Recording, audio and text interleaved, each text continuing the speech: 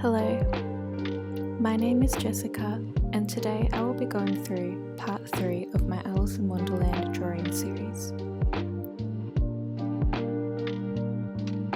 In the previous video, we watched the development of drawing the mushrooms. Today, we will be looking at the floral elements of this Alice in Wonderland illustration.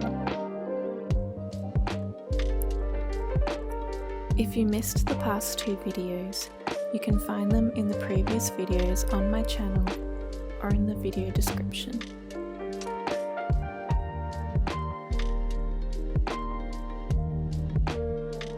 This drawing series covers a detailed illustration with many hours of recorded footage. So if you're starting from the first couple of videos, this may be nice to have on in the background while you work and need something long to keep you going. I know I love it when I'm doing my creative work all day and I found a YouTube channel or TV series that I can just let play all day and I don't have to change. I hope this series can have that same effect for you, whether you're working, crafting, cleaning, or DIYing. Anyway, let's have a look at what I'm working on today.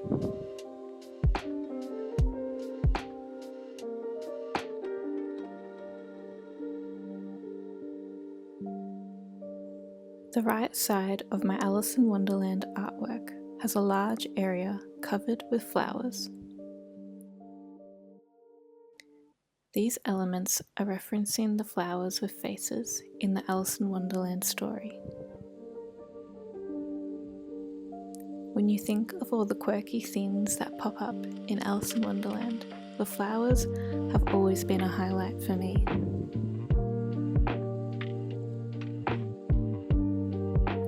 Key features I wanted to portray in my version was showing variety in the sizes and kinds of flowers, as well as capturing their fun and cheeky faces.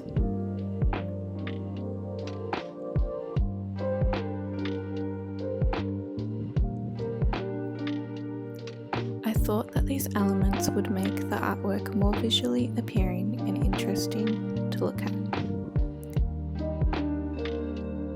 The abundance of flowers also helps to convey a pretty and feminine feeling that I'd like to show in this piece.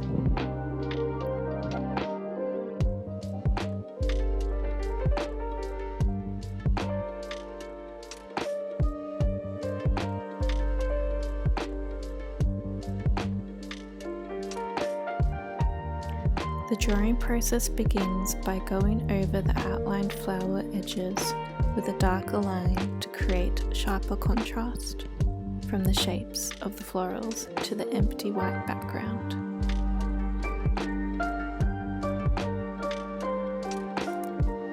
My largest flower in this artwork is a rose. I wanted to include certain flowers that appear in the story, and the red and white roses from the Red Queen's garden are the most memorable.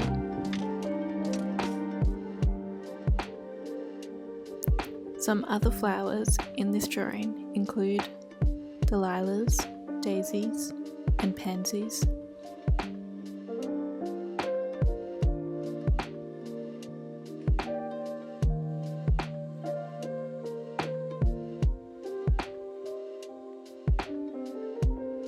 Currently, I am working around the outlines of the petals. making small shading marks to darken the edges of the petal shapes and create shadows where the petals overlap each other. I'm also adding lines through the petals from one end to the other. These markings highlight the texture and wrinkles in the flower petals.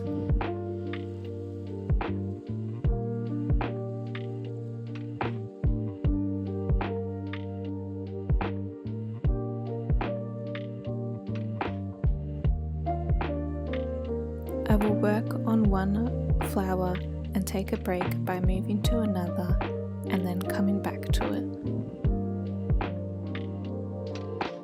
Sometimes when I'm drawing, it's nice to do a little work on one area and then try another area to keep things fresh. As ink drawing is such a long process, it's good to move around the page rather than working on the same area from start to finish. It can become tiring with how timely the process is.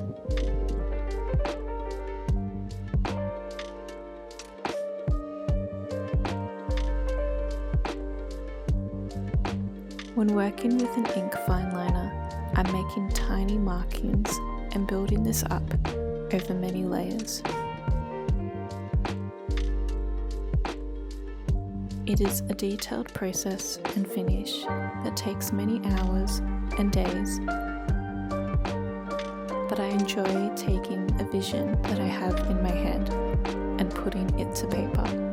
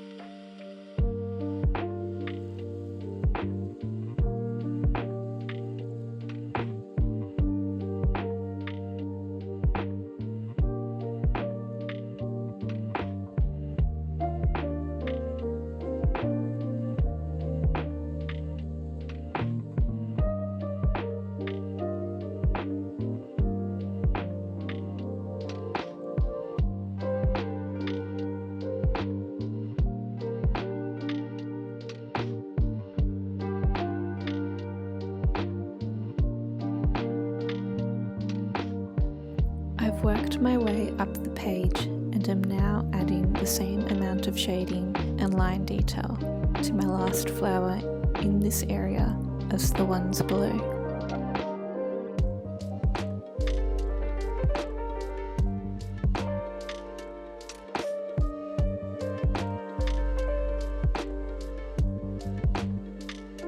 While I'm working on this spot, I will also shade close objects like the two mushrooms.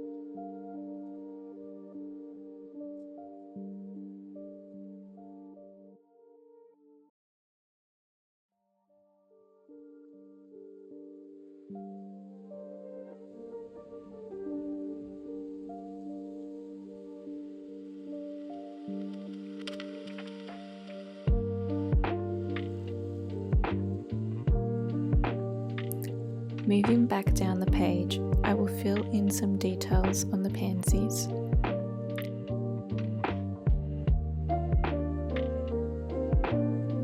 This is another memorable flower from the Alice in Wonderland story.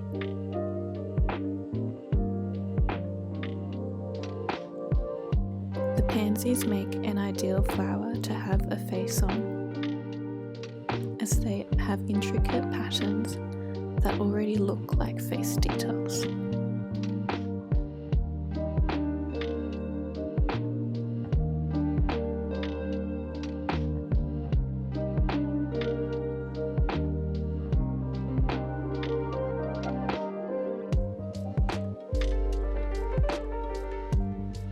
I am now adding a quick round of stippling to the overall artwork,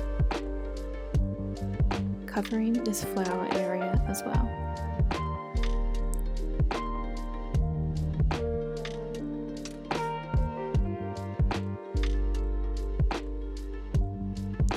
Sometimes when I want a break from working on fine details, doing some random stippling can be a nice relief from this while still working on the artwork.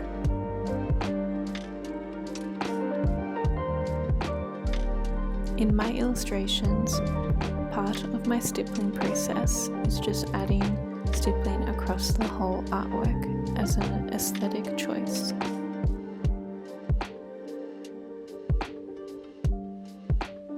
This can be done at any time after the ink outlining stage, but I generally save it for the end as a finishing technique.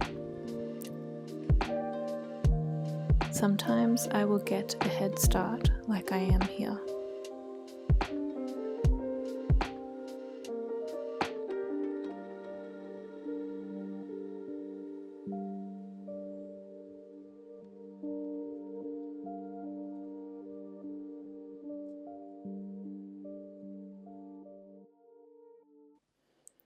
Now that I've gone across the petals of the flowers, I will move on to their center buds,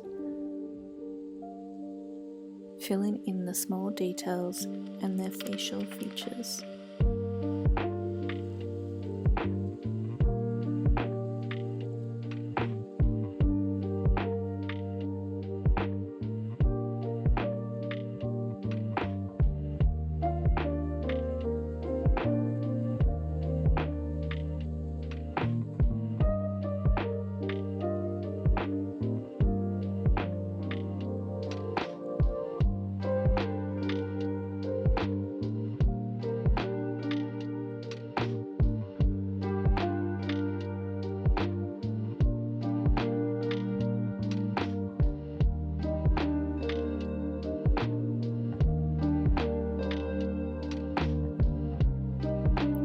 Once done, I will move on to the second round of ink layering for these flowers.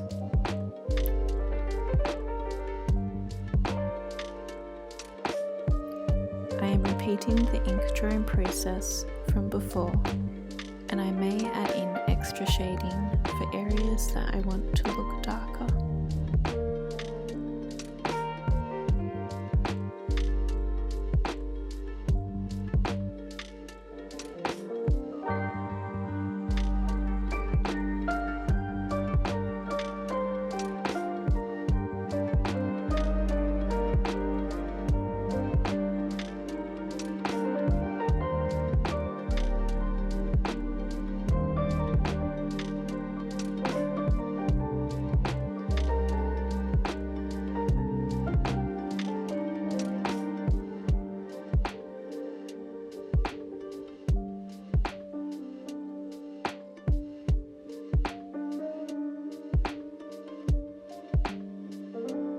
I am filling in the darker area of the two small mushrooms and adding fine lines for their creased areas.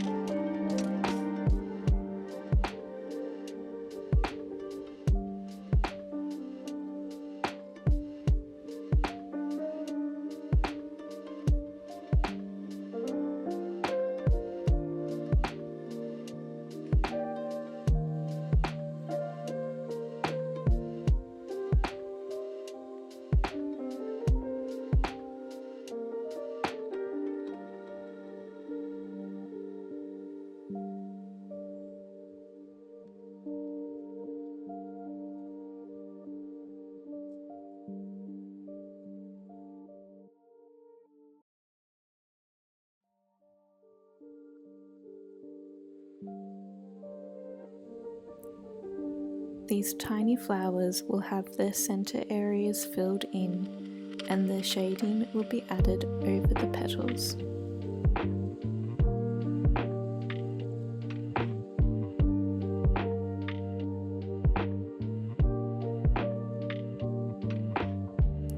As the other flowers appear lighter in tone, these flowers will be darker for variation.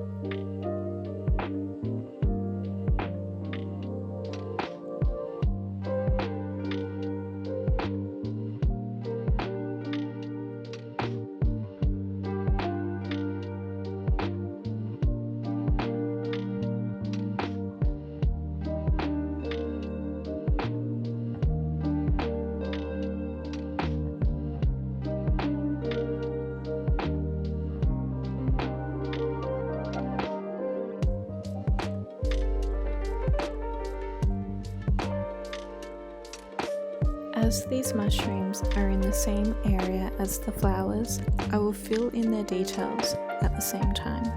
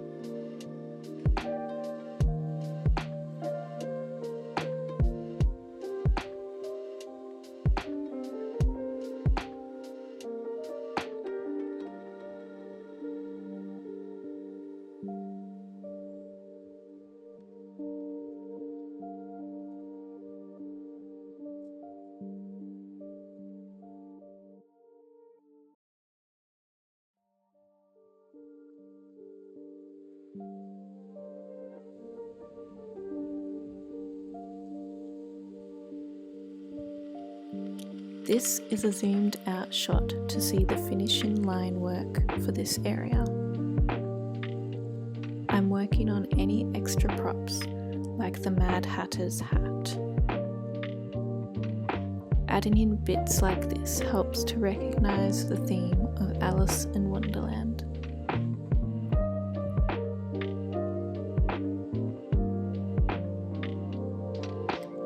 I've found a nice spot of negative space between the mushroom and pansies at the bottom right corner of my artwork to add my signature. Placing my name here also adds in the illusion of a border, another aesthetic choice I make across most of my illustrations. And we've made it to the end of the video covering the floral elements of my Alice in Wonderland artwork. Next week will be a slightly shorter video while I draw my main character Alice and the White Rabbit.